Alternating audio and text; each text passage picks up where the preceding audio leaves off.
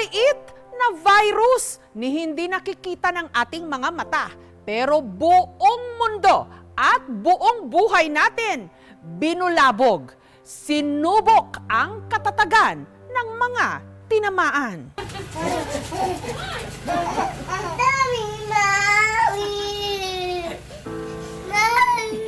Pinaglayo ng COVID-19 ang maraming mga pamilya ngayon. Dahil na rin sa takot na baka magkahawaan.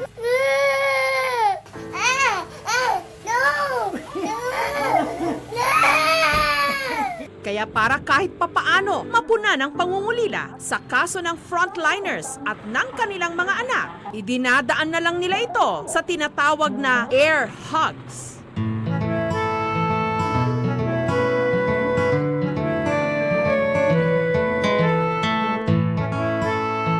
May mga bata pang ang binabalot sa plastik para lang muling mahagkan o mayakap ng kanilang mga sabik na magulang.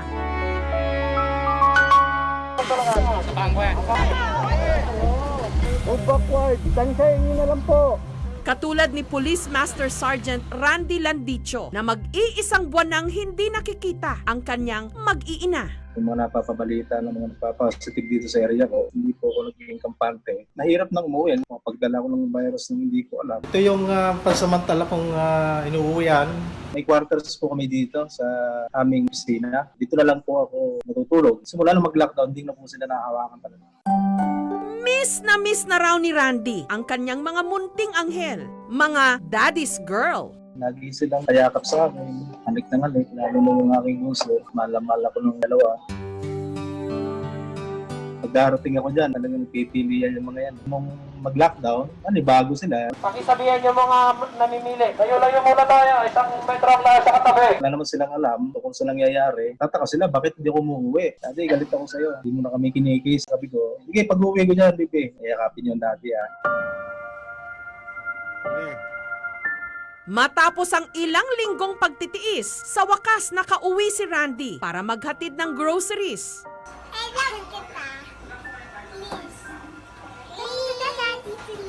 Mahal mo. Mahal mo si daddy? Oh, may bebe. Pero ang mga anak hanggang tanaw na lang muna. Tataka sila, hindi raw ako pumapasok ng bahay. Hindi ko raw sila niyayakap, pinahalikan, nagagalit na tatampo sa akin. Kaya lagi ko nila sinasabi sa mga tao, maswerte po kayo. Dahil ang iniiling sa inyo, manatili sa bahay ninyo. Kami po, kahit gustuhin namin manatili sa bahay namin, hindi po pwede. Dahil meron pa kaming ginagampan ng responsibilidad bilang alagad ng batas. Kaligtasan ng inyo ang inuuna namin bago yung pamilya.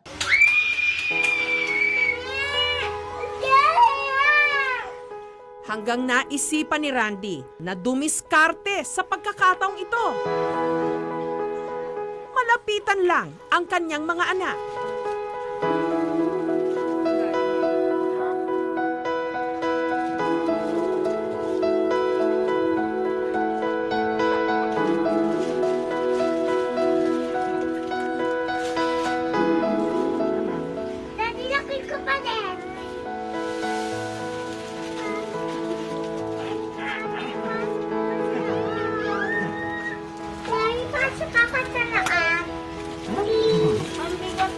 Excited na ako umuwi. Nagtuwa ko na ng paraan na mahawakan yung mga bata kahit naka-plastic. Sarili ko na po yung binalot ko para hindi na sila magtampo, mayakap din nila ako.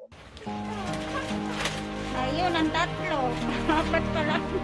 Alam nila pagka pulis, ang isip nila, pusko, siga, may kahinaan din po kami.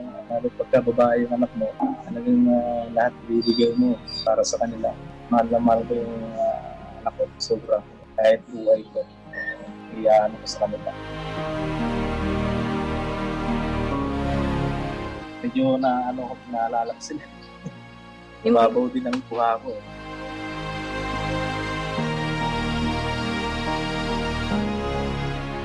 Sana, pagdating ninyo, na dumating tayo sa ganitong panahon na kailangan magsakripisyo ni Daddy para sa inyo, sa kaligtasan ng lahat. Kabilang ako sa container.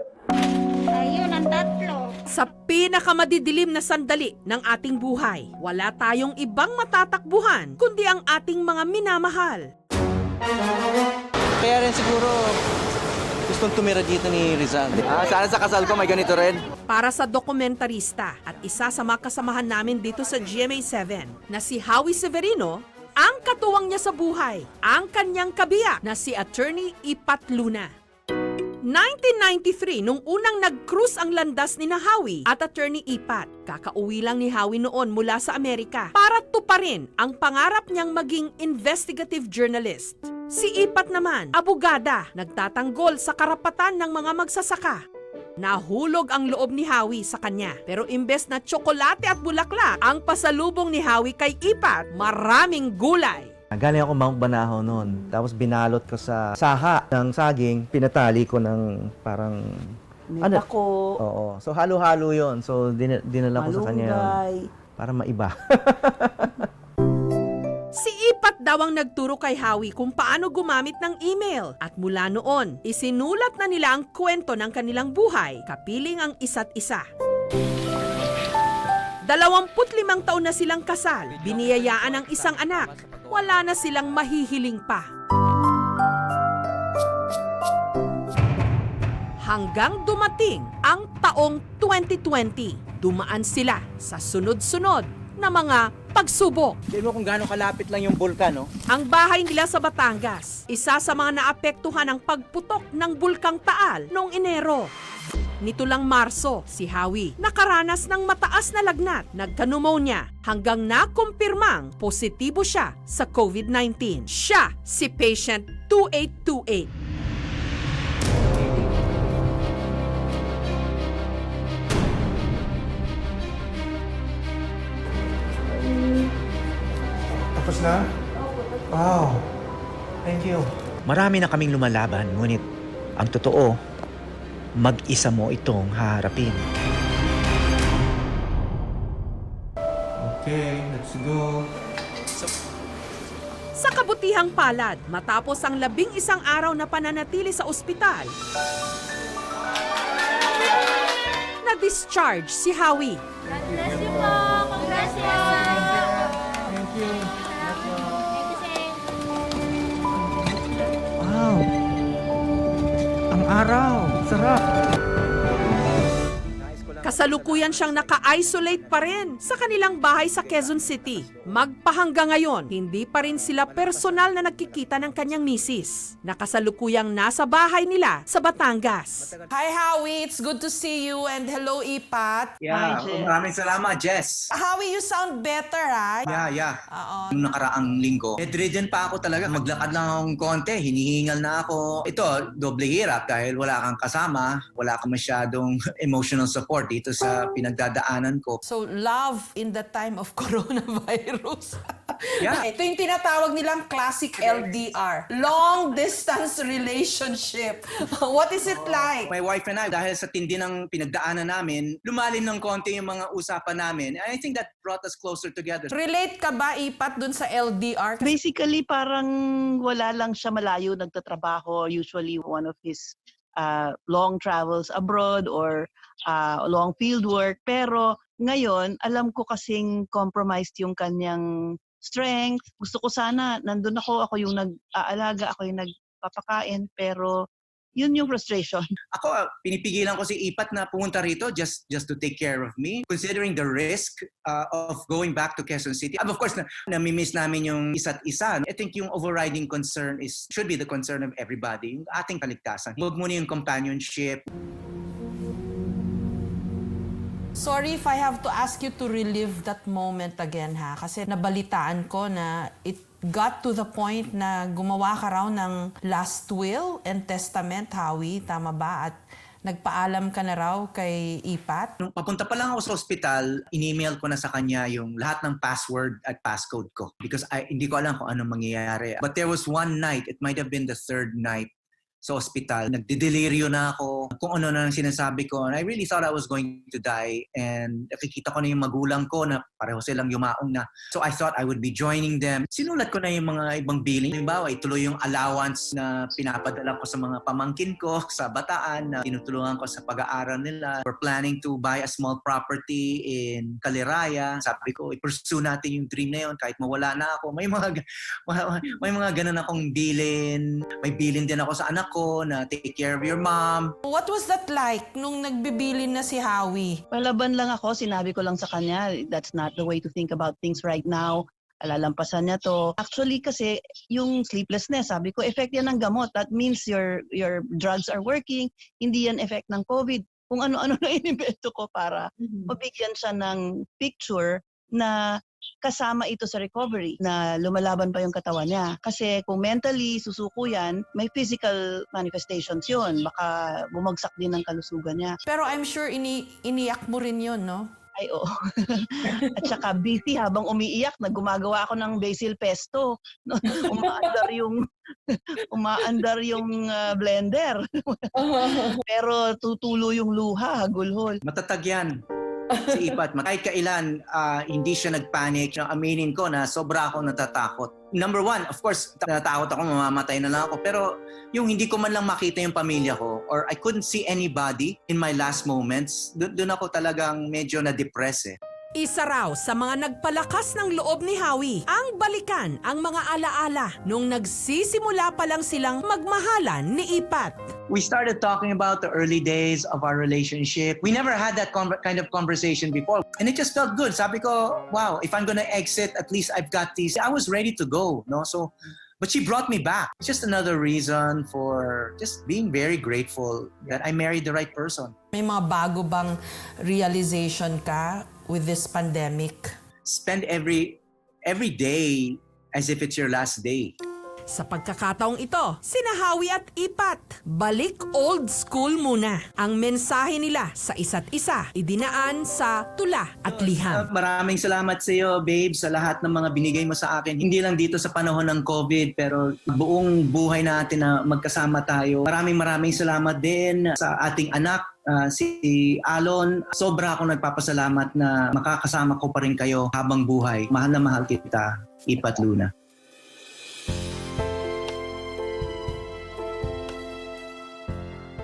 Mensahe pa si Ipat kay Howie na idinaan niya sa sinaunang pagsusulat, ang Baybayin. Mahal kong kabiyak, malinaw ang kinabukasan, marahan, makabuluhan at malalim ang magiging paglalakbay kasama ng ating anak, Padayon.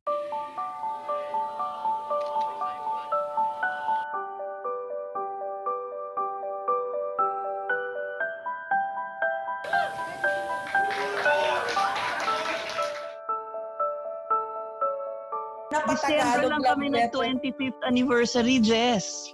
Talaga? Wow. At 25th lang namin. Oh wow, congratulations. And thank you sa inyo. Howie, I hope you fully recover. And Ipat, konting tiis na lang and Howie will join you there sa Bamboo House, di ba? Thank you.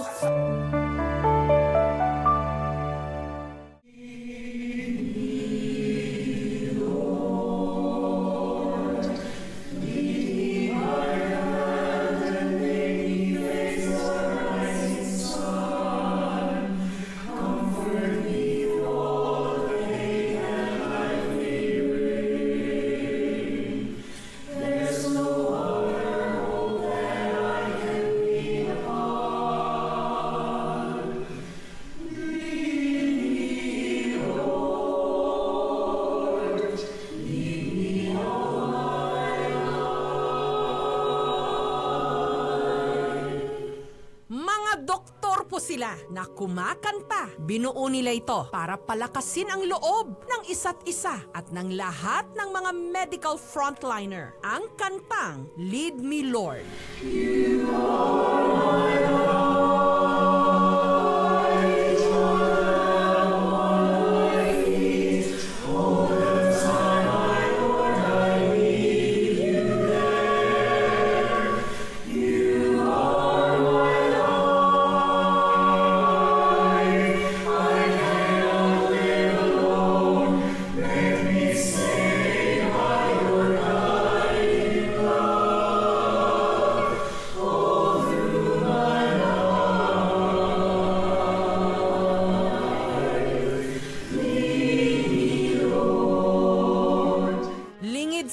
naman ng marami ang nag-compose ng kantang ito na nagpapalakas ng loob, hindi lang ng mga medical frontliner ngayon, kundi ng sambayanan. Si Arnel Depano, nagpositibo rin sa COVID-19.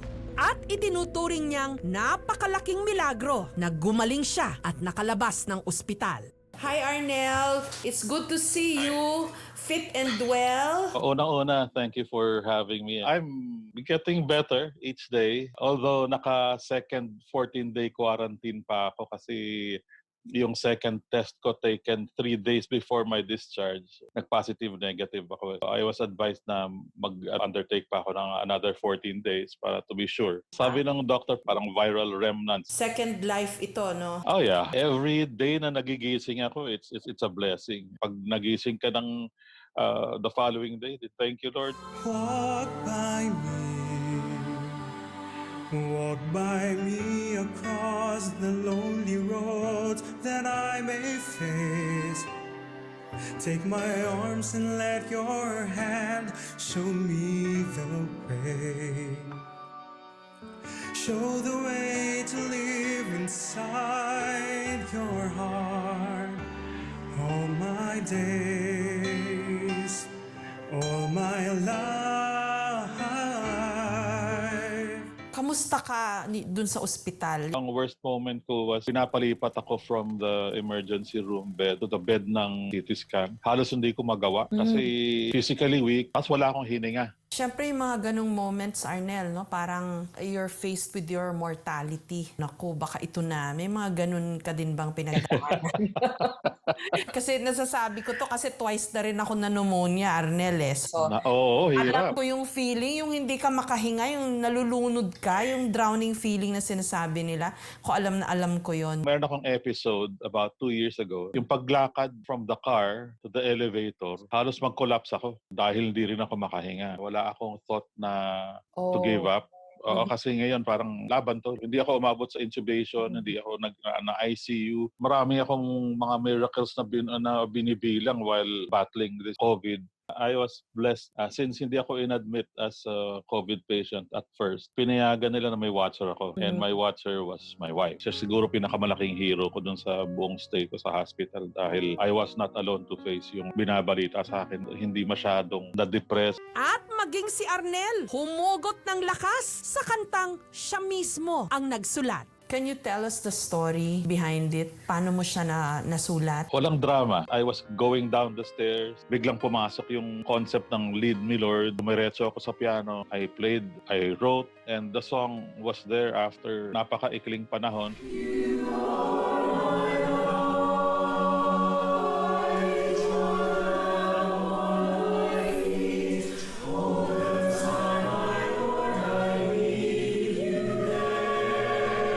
Nabalitaan mo ba na yung kanta mo, kinanta ng choir ng UP College of Medicine sa PGH?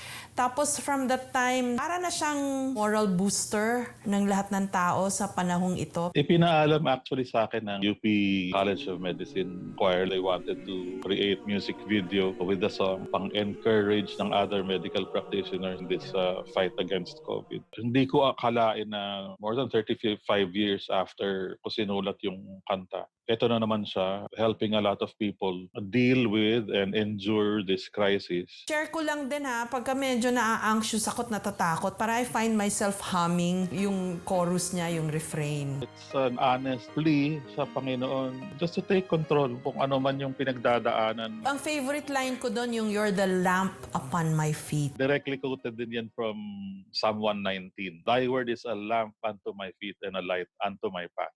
Hanggang natapos ang madilim na yugto sa kanyang pagkakasakit, bumuti ang kanyang kalagayan. Nung sinabihan ako nung aking doktor na i-discharge na ako kinabukasan, ang first reaction ko pag alis niya doon sa kwarto was humagulgulo ka sobra. That was the second time na I cried. The first time that I cried was nung tinanggalan na ako ng swero, tinanggalan na ako ng heart monitor, and there was nothing holding me, impeding my movement. Even now, pag inaalala ko yung moment na yun, I tear up. Nagbihis na ako, hintayin na lang yung bayad sa hospital. And then, sabi sa akin ng wife ko, oh, kakantahan ka raw nila doc at saka ng mga nurses. Lead me, Lord. Lead me by the hand and help me face the rosy sun. Comfort me in all the pain that I may. There's no other home that I can lean upon. Lead me, Lord. Lead me all my life. And my proud wife told them, alam niyo ba na yung composer ng kanta, yung pasyente niyo? Hindi nila alam? Hindi nila Hindi nila alam. You are my life. You're the lamp upon my feet. All the time, my Lord, I need you there. You are my life.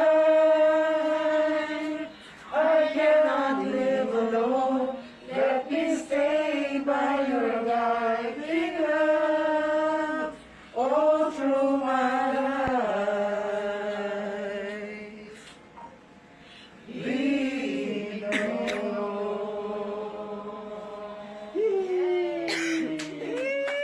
Huwag mo silang pabayaang manghina, ginawa sa kanilang pagpapagalo. Bless them. I was crying. I told them, pag natapos ang lahat na to, I hope makilala ko kayo kasi I only see their eyes through the PPE. I'll be forever grateful to God for giving them to me. You are my light. You're the lamp upon my feet. All the time, my Lord, I need you there. You are my light. I cannot live alone. Let me stay by your guiding love all through my life. Feed me, Lord. Eto na, nakakahiya, kakantahan kita. Susunod ako sa'yo. You are my life, you're the lamp upon my feet. All the time, my Lord, I need you there. You are my life, I cannot live alone. Let me stay by your guiding love all through my life. Lead me, Lord.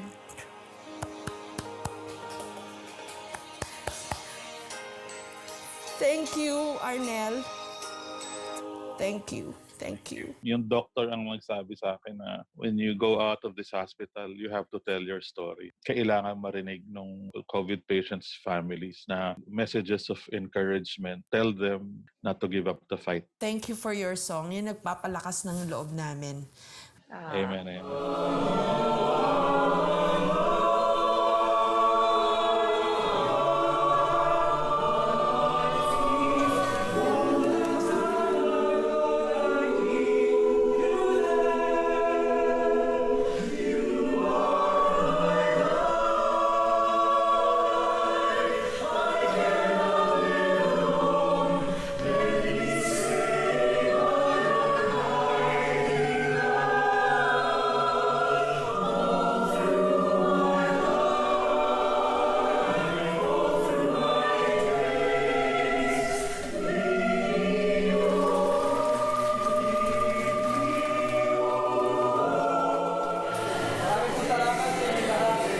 Panginoon, kayo na po ang bahala. Lord, lead us.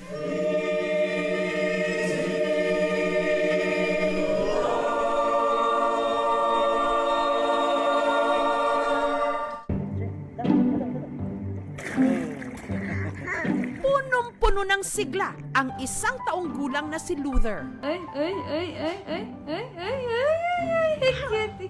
Laking gulat na lang ng kanyang mga magulang nang kamakailan lang ang bibo at masayahing si Luther biglang nanghina at namutla. Are you getting better?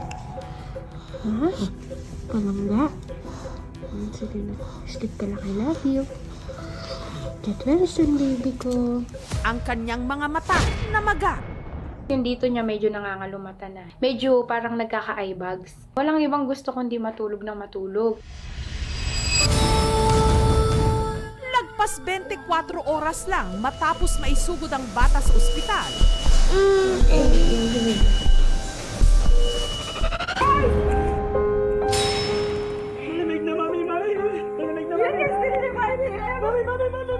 Sigaw ako ng sigaw doon, hinihila ko yung mga damit ng mga doktor doon. Pagalingin niyo po yung anak ko. Pagalingin niyo po yung anak ko. Sa Dubai, United Arab Emirates, nakabase ang pamilya ni Luther. Kamakailan lang, ang ama niyang si Walter nagkasakit. Parang normal seasonal flu lang yung naramdaman ko nun. May konting ang sipon, medyo masakit yung katawan mo. Baksinado kami, so nagkampante kami sa health namin. Hindi naman siguro mahahawa yung anak natin. Makalipas ang 5 araw, sunod na nagkasakit ang kanilang anak. May lagnat lang pero masigla siya. Kumakain siya, dumedede. Bandang 10, bigla na lang uminit yung katawan niya. Sabi ko, mainit talaga siya. Dali natin sa clinic. Na-swab test ng hapon, tapos kinabukasan ng umaga, dumating yung result. Positive. Humupa man ang lagnat ni Luther, pero makalipas ang 3 araw, namaga ang mata niya.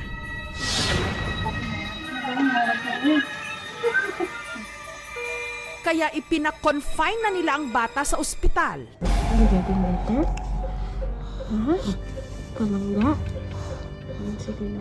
Sleep ka lang. I love you. Get well soon, baby ko. Ang sabi ng doktor sa amin, mabilis po yung heartbeat niya. And meron pong fluid sa paligid ng heart niya. Hindi pa ako ganun na nag-worry. Doon na nadiskubring umabot pala ang virus sa paligid ng puso ng bata. Kaya nahirapan na itong makahinga. Hanggang kinailangan na siyang i-intubate. Ma'am, kailangan namin injikan yung anak niyo ng gamot sa puso. Kasi namamaga yung puso ng anak niyo dahil sa COVID. Walang tumalab na gamot. Masyado pong mababa yung BP niya. Hirap po ngayon talaga sa sitwasyon namin yung hirap siya. Ask the messenger to bring down. Hindi talaga makasurvive siya. Ilang oras lang mula nung ipasok sa ICU si Luther, binawian na ito ng buhay. Malamig na, mami, mami. Malamig na, mami. Mami, mami, mami, mami, mami. Don't touch it. Wala na yung anak tamo, mami. Wala na siya. At around 8:20, yun na yung nawala na yung anak namin. Sorry.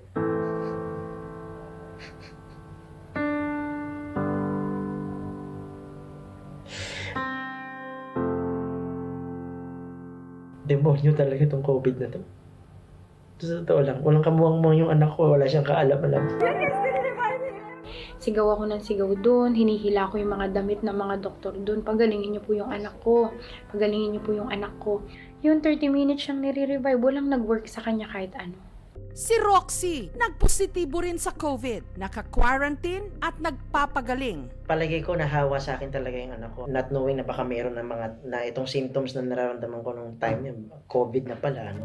Dito sa Pilipinas, dumarami na rin ang mga kaso ng mga batang nagkaka-COVID. Sa pagsusuri ng GMA News Research sa datos ng Department of Health nitong buwan ng Agosto, tumaas ng mahigit 61% ang bilang ng mga nagpositibo sa COVID-19 sa mga may edad 17 pababa kumpara sa huling 2 linggo ng Hulyo. Pero bakit nga ba dumarami ngayon ang mga batang tinatamaan ng COVID? This is happening across all age groups. Kung may isang Delta virus na umiikot-ikot at 2 tao ang pwede niyang hawaan, yung matanda o yung bata. It's just that dahil napakaraming may sakit ngayon at napakabilis manghawa itong virus or itong variant na ito, isipin din natin, sino na lang ba ang hindi pa nababakunahan, kundi yung mga younger age groups. Ang ating pong minamabuti na bakunahan muna ang populasyon kung saan mas magiging malawak ang maibibigay na proteksyon ng bakuna.